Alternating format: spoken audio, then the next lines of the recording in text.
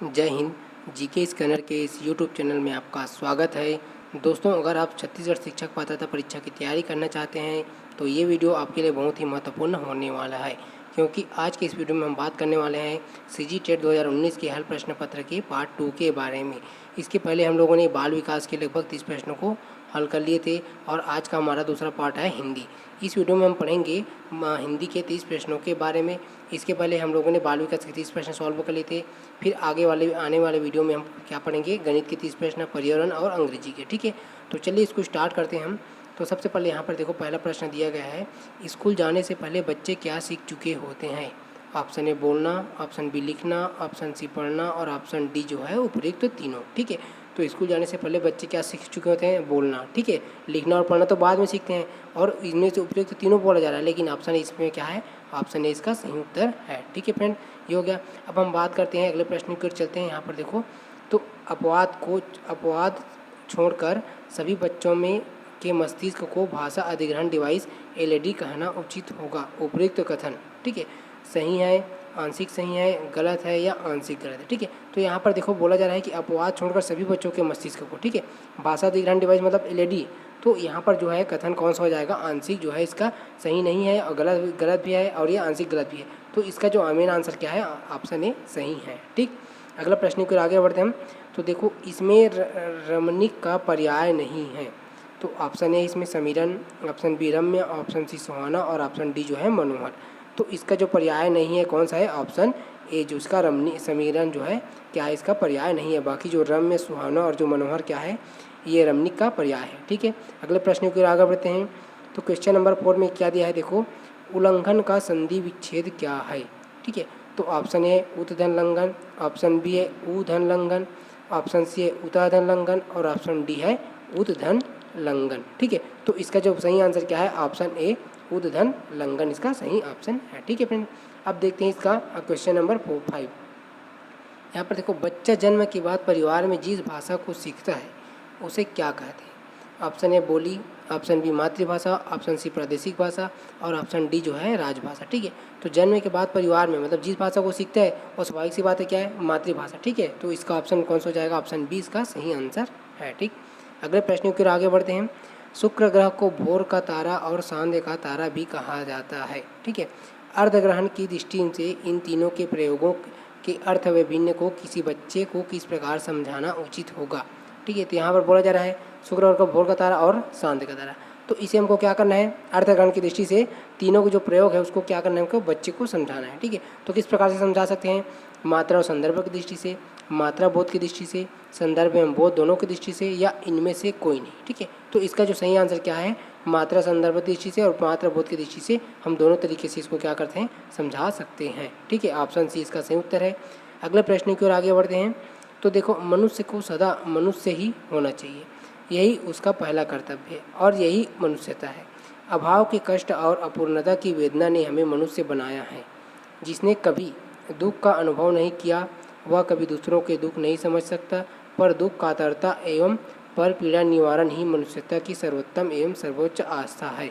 अब इसमें क्या करना है, उपरोक्त गद्यांश का क्या करना है हमको, उचित शीर्षक निम्नलिखित में से कौन सा होगा। मतलब इसको पढ़ने के बाद जो शीर्षक बन रहा है, ठीक है, तो इन चारों ऑप्शनों में से कौन सा मतलब इनमें से उपयुक्त हो सकता है। तो इनमें से देखो, मनुष्यता, मनुष्यत्व, मनुष्यत्व की चरमावस्था, मतलब इसको पढ़ने के बाद जो सटीक आंसर लग रहा है ये तीनों लग रहा है। ठीक है, तो इसका जो सही आंसर क्या हो जाएगा, ऑप्शन डी इसका सही उत्तर हो जाएगा। मतलब कि इसका जो शीर्षक कौन कौन सा हो सकता है, मनुष्यता हो सकता है, मनुष्यत्व हो सकता है या मनुष्यत्व की चरमावस्था हो सकता है। ठीक है फ्रेंड, अगले प्रश्न की ओर आगे बढ़ते हैं।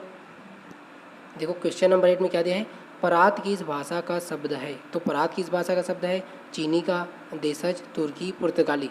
तो परात जो है किस भाषा का शब्द है, ऑप्शन डी इसका सही उत्तर है, पुर्तगाली। ठीक है, अगले प्रश्न की ओर आगे बढ़ते हैं। पढ़ना क्या है, प्रश्न का सही उत्तर क्या होगा। ऑप्शन ए भाषा अधिग्रहण का एक साधन है, ऑप्शन बी अर्थ प्राप्त करने के लिए डिकोडिंग प्रतीकों की जटिल संज्ञानात्मक प्रक्रिया है। तो और इसके बाद जो है ऑप्शन सी, पढ़ना आमतौर पर क्या है, दृश्यात्मक तथा कभी कभी स्पर्शात्मक होते हैं और उपयुक्त तीनों सही।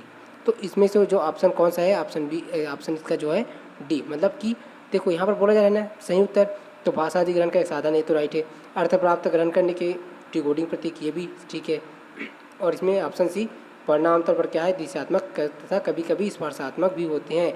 तो इनमें से क्या है, ये ऑप्शन डी इसका सही उत्तर हो जाएगा। ठीक है फ्रेंड, अगले प्रश्न की ओर आगे बढ़ते हैं। किस विदेशी विद्वान ने देशज शब्दों को मुख्य रूप से अनार्य स्रोत संबंध माना है? ठीक है, ग्रियर्सन ने, गार्सा दतासी ने, जॉन बीम्स ने या जॉन लुइस ने? तो इसका जो सही आंसर क्या हो जाएगा, ऑप्शन सी इसका सही उत्तर हो जाएगा। ठीक, अगले क्वेश्चन की ओर आगे बढ़ते हैं हम। तो देखो यहाँ पर देखो, मुहावरे के संदर्भ में निम्नांकित में से कौन सा कथन सही है? ऑप्शन ए, यह स्वतंत्र वाक्य होता है। ऑप्शन बी, इसका क्षेत्र लोकोक्ति की तुलना में व्यापक होता है।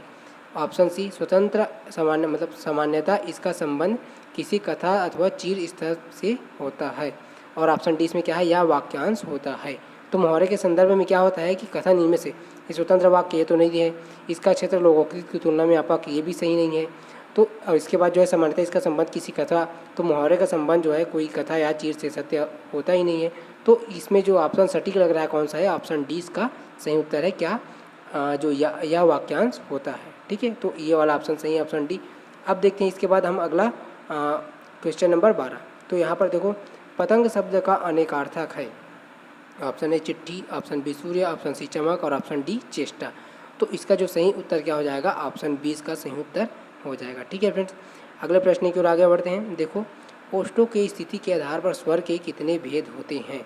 तो option A 1, option B 2, option 3 और ऑप्शन डी जो है 4। ठीक है, तो ओष्ठों की स्थिति के आधार पर कितने भेद होते हैं? 2 भेद होते हैं। कौन कौन सा? एक वृत्तमुखी हो गया और क्या होगा ये वाला। ठीक है, ऑप्शन ए, तो एक हो गया अवृत्तमुखी और दूसरा क्या हो जाएगा, अवृत्तमुखी। ठीक है, वृत्तमुखी हो गया ये वृत्तमुखी और दूसरा इसमें क्या हो जाएगा, अवृत्तमुखी। तो ये क्या है, स्वर के 2 भेद हो गया, किसके आधार पर, जो है ओष्ठों की स्थिति के आधार पर। ठीक है, ये हो गया। अगले प्रश्नों के आगे बढ़ते हैं। देखो क्वेश्चन नंबर 14, संज्ञा के जिस रूप से संख्या का बोध होता है उसे कहते हैं, क्या कहते हैं? वचन, सर्वनाम, विशेषण या कारक। तो संज्ञा के जिस रूप से बोध होता है उसे क्या बोलते हैं हम? वचन बोलते हैं। ठीक है, ऑप्शन ए इसका सही उत्तर होगा। अगला प्रश्न है, संज्ञा या विशेषण से बनने वाली की क्रिया को कहते हैं? प्रेरणार्थक क्रिया, सकर्मक क्रिया, नाम धातु या उपयुक्त में से कोई नहीं। तो इसका जो आंसर क्या है, नाम धातु है। ठीक है, संज्ञा विशेषण से बनने वाली क्रिया क्या बोलते हैं? नाम धातु। ठीक, क्वेश्चन नंबर 16, तो भाषा सीखने का सही मनोवैज्ञानिक क्रम क्या है? सुनना, बोलना, मतलब सुनना, पढ़ना, बोलना, लिखना, बोलना, सुनना, पढ़ना, लिखना, सुनना, बोलना, पढ़ना, लिखना, सुनना, पढ़ना, लिखना या बोलना। तो हम ये एक मतलब हर जितने भी अभी तक सीजी टेट के एग्ज़ाम हुए हैं लगभग हर बार ये प्रश्न जो है आता ही है, चाहे हम बात करें इंग्लिश में या हिंदी में, तो दोनों में से एक न एक बार ये आता ही है। ठीक है, तो इसको याद रखना बहुत ज़रूरी है कि भाषा सीखने का जो सही मनोवैज्ञानिक क्रम क्या है, सुनना, बोलना, पढ़ना, लिखना, ऑप्शन जो है सी।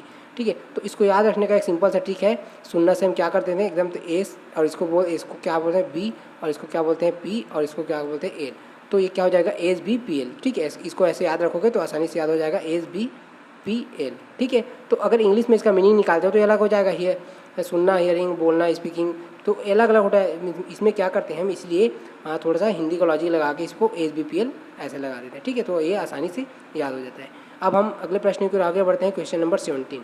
तो देखो यहाँ पर क्वेश्चन नंबर 17 में क्या दिया गया है, सुनने की निहित क्षमताओं में कौन सी क्रिया शामिल रहती है? तो स्मृति की सक्रियता, अर्थ की रचना, बीच में टोकने पर नियंत्रण या उपयुक्त तीनों।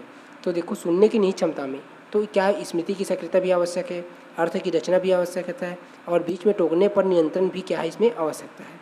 तो यहाँ पर जो है सटीक आंसर क्या है, ऑप्शन डी इसका सही उत्तर हो जाएगा, उपयुक्त तीनों। ठीक है फ्रेंड, क्वेश्चन नंबर 18 यहाँ पर देखो, पंचतंत्र की कथाएँ किस कौशल विकास की दृष्टि से महत्वपूर्ण है? ऑप्शन ए भाषाई विकास एवं बोध विकसित करने की दृष्टि से, बच्चे की जिज्ञासा जागृत करने एवं कल्पना शक्ति विकसित करने की दृष्टि से, कहानी के पात्रों के भावों संपर्क में आने से स्वानुभाव का विस्तार करने की दृष्टि से, या उपयुक्त तीनों सही हैं। तो देखो इस वाले क्वेश्चन में क्या बोला जा रहा है, किस कौशल विकास की दृष्टि से पूछा जा रहा है ना, तो इसमें देखो ऑप्शन कौन सा सही हो जाएगा, ऑप्शन डी इसका सही उत्तर है, उपयुक्त तीनों सही। क्योंकि इसमें भाषाई विकास एवं बोध दोनों विकसित करने की दृष्टि से भी है। और क्या करना है, इसमें बच्चे की जिज्ञासा को भी क्या करना है, इसमें जागृत करना है। और उसमें क्या करना है, हमको कल्पना शक्ति विकसित करना है। जो बच्चे का माइंड है उसमें क्या करना है हमको, उसमें उसके प्रति मतलब वो सोचे कि कैसा हो सकता है, उसके दिमाग में एक छवि बनना चाहिए, मतलब कि चित्र बनना चाहिए। तो उसमें क्या हो जाता है कि जो उसके सोचने का दायरा बढ़ जाता है। ठीक है। और यहाँ पर बोला जा रहा है कि कहानी के पात्रों के भाव संपर्क में आने से स्वानुभव का विस्तार करने की दृष्टि से, मतलब कि वो ऐसा फील करे कि वो खुद मतलब उस कहानी में शामिल है। ठीक है। तो यहाँ पर जो है तीनों ऑप्शन क्या इसमें सही है। ठीक है। अगले प्रश्न की ओर आगे बढ़ते हैं।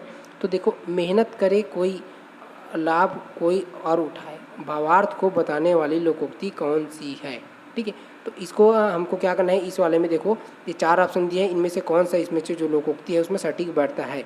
तो इसका जो ऑप्शन क्या दिया है, एक अनार 100 बीमार, अंधा पीसे कुत्ता खाए, अपनी करनी पार उतरनी, हाथ सुमरनी बगल उतरनी। तो इसका जो आंसर क्या है, ऑप्शन बी जो इसका सही उत्तर है, अंधा पीसे कुत्ता खाए का अर्थ क्या हो जाएगा, ये मेहनत कोई करे और लाभ कोई और उठाए। ठीक है। तो यही वाला आंसर है। अगले प्रश्नों के आगे बढ़ते हैं। रचना के अनुसार वाक्य के कितने भेद होते हैं। तो ये हिंदी का क्वेश्चन है। तो रचना के अनुसार तीन होते हैं, वाक्य के भेद कितने होते हैं, 3 भेद। ठीक है। कौन कौन सा, सरल वाक्य, संयुक्त वाक्य और मिश्र वाक्य। ठीक है, ये हो गया। अब क्वेश्चन नंबर 21। तो यहाँ पर देखो, विद्या प्रवीण किस समास का उदाहरण है। तो विद्या प्रवीण देखो, ऑप्शन ए अधिकरण तत्पुरुष, ऑप्शन बी करण तत्पुरुष, ऑप्शन सी संप्रदान तत्पुरुष और ऑप्शन डी जो है संबंध तत्पुरुष। तो इसका जो आंसर क्या है, ऑप्शन ए अधिकरण तत्पुरुष इसमें क्या है, विद्या प्रवीण जो है अधिकरण तत्पुरुष का उदाहरण है। ठीक है फ्रेंड। अगले प्रश्न की ओर आगे बढ़ते हैं। तुलसी के वास्ते जैसे ही राम ने अवतार लिया, इस वाक्य में कौन सा कारक है, संप्रदान कारक, आपादान कारक, अधिकरण कारक या संबंध कारक। तो इसका जो सही आंसर क्या हो जाएगा, ऑप्शन ए संप्रदान कारक। ठीक। Question number 23। तो यहाँ पर देखो, तद्धित प्रत्यय कहाँ लगता है, क्रिया के अंत में लगता है, संज्ञा के अंत में लगता है, धातु के अंत में लगता है या उपयुक्त सभी में लगता है। तो तद्धित प्रत्यय जो है कहाँ लगता है, वो संज्ञा के अंत में लगता है। ठीक है। Question number 24। निम्नांकित में से कौन सा कथन अपठित गद्यांश के संबंध में गलत है। क्या है, देखो ऑप्शन ए में क्या बोला जा रहा है, अपठित गद्यांश विषय कुछ प्रश्न पूछे जाते हैं, ये तो सही है। दिए गए अपठित गद्यांश का शीर्षक भी सामान्यतः पूछा जाता है, ये भी सही है। तो इसमें देखो, अपठित गद्यांश का शीर्षक दिए गए अंश से पृथक होना चाहिए, ये थोड़ा डाउट है। ठीक है। तो ऑप्शन डी में देखो, दिए गए अपठित गद्यांश के कुछ अंशों के भाव स्पष्ट करने संबंधी प्रश्न भी सामान्यतः पूछे जाते हैं।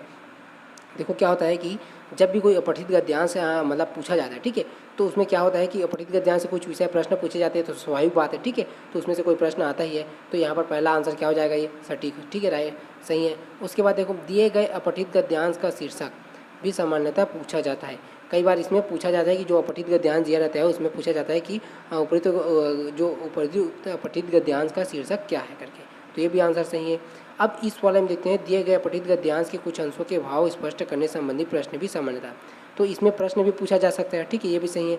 अब ऑप्शन सी बोला जा रहा है कि अपठित गद्यांश का शीर्षक दिए गए अंश से पृथक, मतलब जो पूछा जा रहा है उससे अलग तो नहीं होना चाहिए। मतलब अपठित गद्यांश में जो कुछ भी कहानी का भाव या सार है उससे अलग नहीं होना चाहिए। तो यहाँ पर ऑप्शन सी क्या है, इसका सही उत्तर हो जाएगा, यही ऑप्शन गलत है। ठीक है, ये हो गया। अब इसके बाद क्वेश्चन नंबर 25 की ओर आगे बढ़ते हैं। तो देखो, लौट कर आया हुआ के लिए एक शब्द है, क्या है, तो ऑप्शन ए इसमें अतिथि है, ऑप्शन बी आगत, ऑप्शन सी प्रत्यागत और ऑप्शन डी क्या है, अनागत। इसका सही उत्तर क्या हो जाएगा, ऑप्शन सी प्रत्यागत। ठीक है फ्रेंड। Question number 25। तो यहाँ पर देखो, प्रश्नवाचक अव्यय न वाक्य के किस भाग में प्रयुक्त होता है।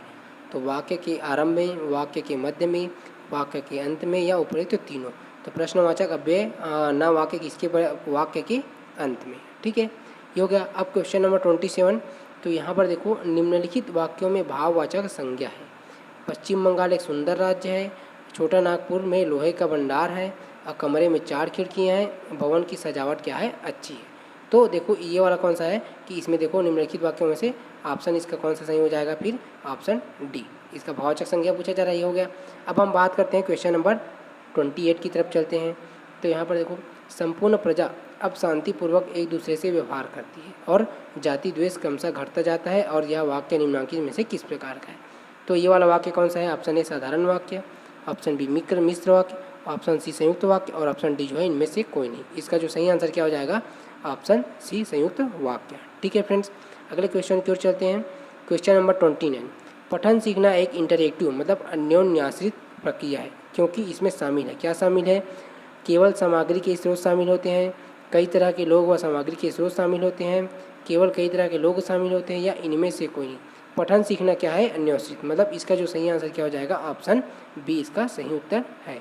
ठीक, क्वेश्चन नंबर 30 और लास्ट क्वेश्चन है इसका। देखो, निम्नलिखित में से उपसर्ग वाले शब्दों को सही वर्ग चुनिए। तो यहाँ पर हमको क्या करना है, उपसर्ग वाले शब्द चुने। ठीक है, तो अवज्ञा, शक्ति, भिक्षु, इसमें क्या है, उपसर्ग नहीं है। ठीक है, उपसर्ग का मतलब क्या हो जाता है कि मतलब जो शब्द के पहले लगने वाले को। ठीक है, तो ये यहाँ पर देखो अवज्ञा, इसमें क्या है, सही वर्ग ये बस है, लेकिन ये दोनों नहीं है। लड़ाई में देखो ये भी नहीं है, और इस वाले में देखो क्या है कि उपवन, बचैया और एकता, तो इसमें भी क्या है, उपसर्ग नहीं लगा है। इस वाले में देखो ऑप्शन डी में अवज्ञा में अ उपसर्ग लगा है, उपवन में उप, और इसमें परिजन में प परिजन। ठीक है, तो परिजन में ये वाला हो गया। तो इसका जो सही आंसर क्या हो जाएगा, ऑप्शन डी इसका सही उत्तर हो जाएगा। ठीक है फ्रेंड, ये हो गया आज के वीडियो में, बस इतना ही, और मिलते हैं नए वीडियो में।